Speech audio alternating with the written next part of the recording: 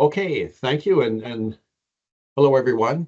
I would like to give a presentation on one of our bigger projects we had this year in the Grand Forks District. It was it was on I-29 southbound from basically from Drayton to the Canadian border, and it comprised of a 2-inch mill and 2-inch wrap super pave FA 45.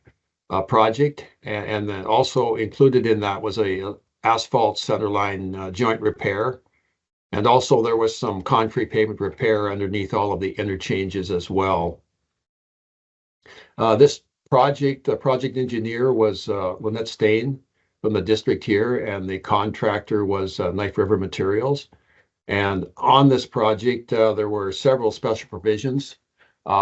One was longitudinal joint density, e-ticketing, paver-mounted thermal profiler, percent within limits, and flexible pavement surface tolerance, and intelligent compaction. And so I'm going to start out with percent within limits. We've discussed this in previous presentations, but I always like to kind of go through them again and as we have these projects and evaluate them. And so there was percent within limits on the mainline paving. And percent within limits is an improved way to measure quality in asphalt pavements. It uses both the mean and standard deviation of the data set to determine the percentage of the paving lot within the specification limit. And then PWL encourages the contractors to produce a uniform quality product. And it offers rewards and penalties depending on the quality of the work produced. So I have a couple examples here that I want to maybe just go over. So anyone that's familiar with the PWL specification, at the last page, there's a calculation procedure. And this actually is a way to, this is basically the calculations that are put in the asphalt paving workbook that we use. But it's kind of nice once in a while just to go through it by hand in case you have some trouble to know where the numbers actually come from. So I'll just go through a couple examples. So this particular day, there was 9 cores taken out on the project, as you see here to the right. And the first step is really to just get an average of those. And for this case, it was 94.1. And the next step then is to do a standard deviation, which turns out to be 1.236595. You take those two numbers and you can calculate now what your upper quality limit and lower quality limit is. And we have to kind of go down here a little ways, and there's a few terms. So the USL is the upper specification limit, which is 97. And the lower specification limit is 92. So we plug that in along with the standard deviations, and then we can come up with a upper quality limit and a lower quality limit. And now we'll take those numbers and apply them to this general table that's there. And actually, this is in the workbook as well. And so by plotting those numbers on the column here that has the number of cores, we come up with, and sometimes you have to interpolate this a little bit, but we end up with a percent within lower specification limit of 97 and a percent within the upper specification limit as 100. And then you simply take those two numbers and you put them into a pay factor that we have set up, which is this one right here. And you just, once you figure out your quality level here, which is in this case 96.2, you just apply that to this formula and it comes up with the pay factor. So in this case, they're making 103.5% on the bid item for hot mix paving. And that's pretty good. It's not perfect, but it's pretty good. I think there was nothing really in or out on this particular data set, but there was a little variability. Maybe just going back a couple screens, you can kind of see it from say 92.4 to 96.1. So there was a little variability in it. So let's just try one more example here. There was another day where there was 7 cores, and just before we even go into the calculations, you can see the range here is pretty narrow. In fact, I haven't really seen too many like this before, where you really only a little over 1% off in range between the highest and the lowest. And so once an average is taken here, it's 94.9. Once again, the standard deviation, pretty nice standard deviation there, pretty low. And you start, you apply all the formulas again and go to your table. In this case, both the percent within the specification limits are 100. And so you take that over and figure out what your quality level is, which is 100. And then when you put that in the pay factor, and as I said before, the workbook actually does all this for you, you get a 105%. So that's the best they can do out there.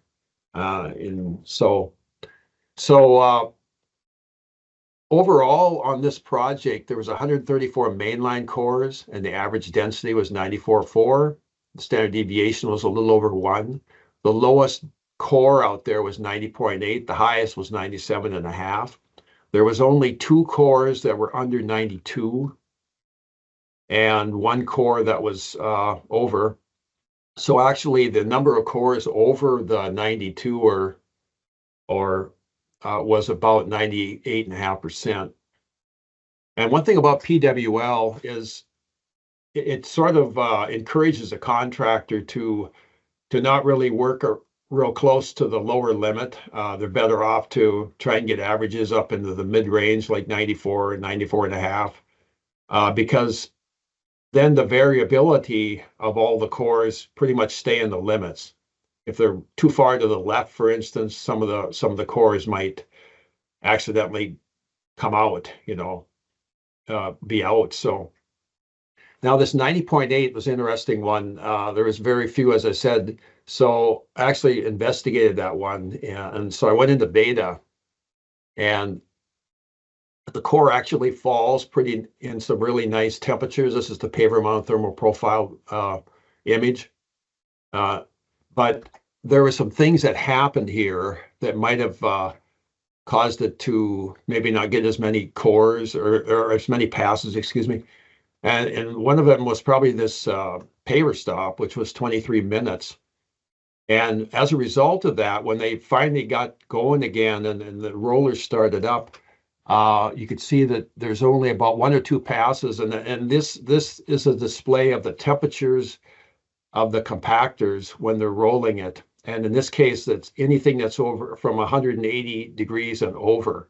And so just these passes are included, the ones that, and because really the 180, anything 180 degrees, you really don't get any more compaction. You can roll it many times and you won't get any more. So these are the passes that really count out there.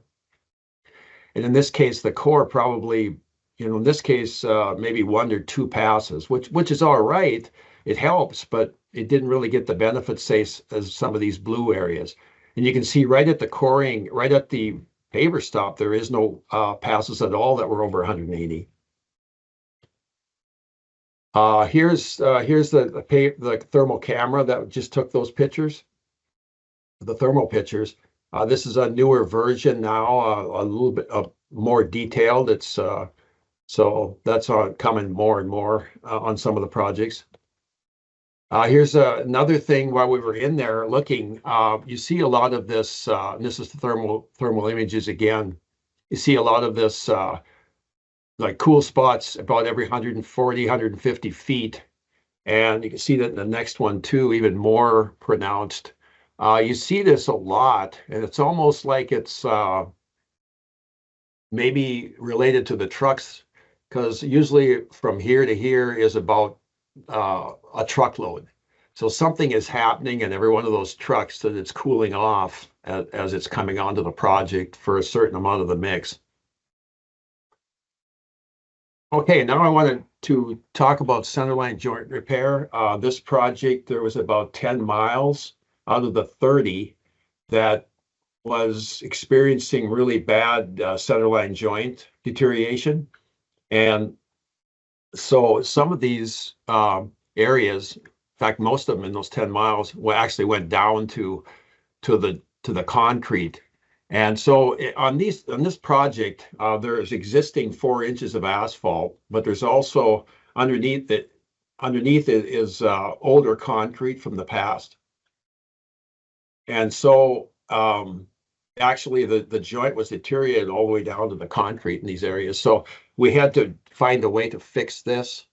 And as a lot of things, it was easier said than done because we wanted to maintain, safety as we do it when we're working on the center line, also to maintain traffic.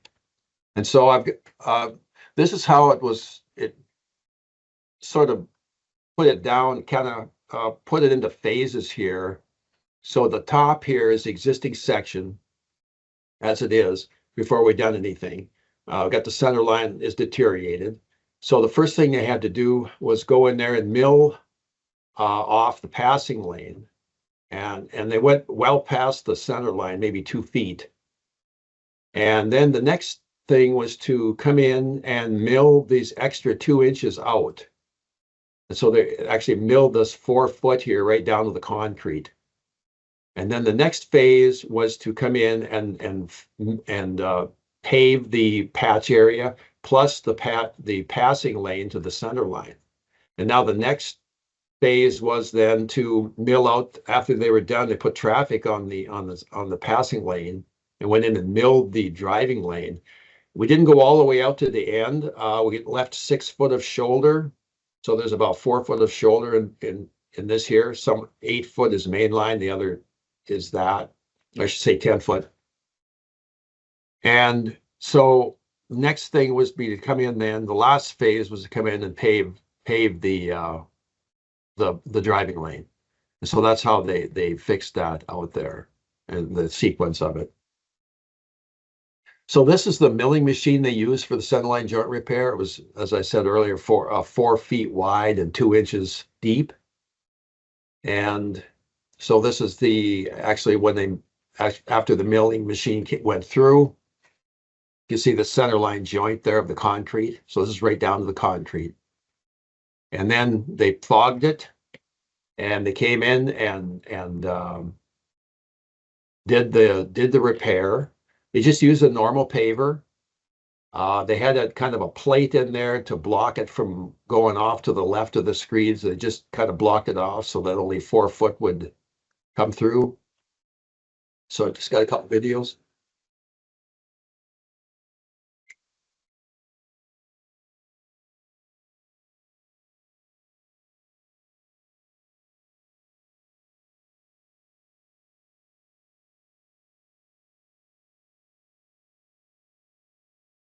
And then the rolling sequence.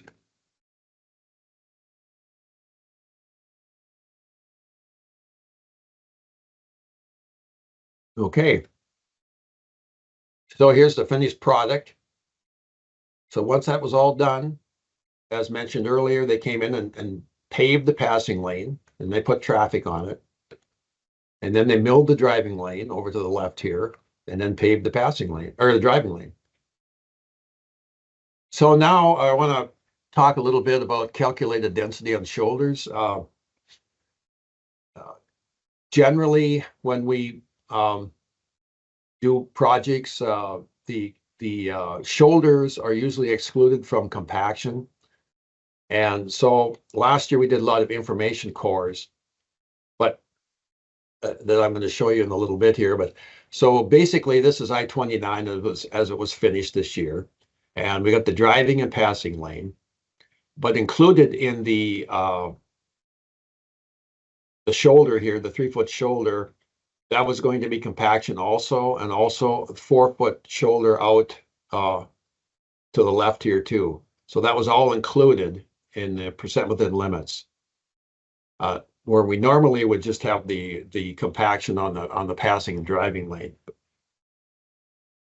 So last year we did quite a bit of research on this, and in this case, there's a couple jobs. One of them here was on 17, where we had 2.5 foot shoulder, but we didn't have any extra compaction that was on there because it was not incentivized. There was part of the PWL. So as a result, there was not near as many passes. We just had ordinary compaction on the shoulder, and we ended up with information cores only gave us like 88%, 88.8, whereas the core next to it, maybe 4 foot from it, received 94. Once again, the DPS that John Stork used when he was out there noticed that too in the raw data. Here's another project on 81 where we had the same situation once again.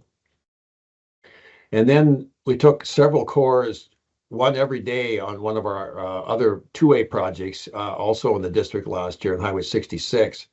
And in every case here that we did, we experienced the same situation where we're having lower densities on the shoulders, real nice densities on the main line. And just basically every place we went, that's what it was happening there. So this year, in order to make so that the shoulders had compaction, we actually put a note in the special provisions that made it required that the actual shoulders would actually be under the PWL calculated density. And so that's how we specified that. So these are all of the cores that were taken past the 12-foot driving lane that would normally be in the shoulder. Well, they actually were in the shoulder, but now we had calculated density on the shoulders. So in every case, we had some real nice densities through there. So I went into Beta also where some of these cores landed, and you can see that the passes here were just as good as in the middle of the lane. So they were definitely paying attention and trying to get density out in the shoulders. Here's another one. There was even one pass less that gave them that. In the case, most of the cases, though, they were right, close to the edge. And same with here too. That definitely received a lot of passes, the same as you would be in the main line. So that is all I have, and I appreciate your time today. So thank you very much.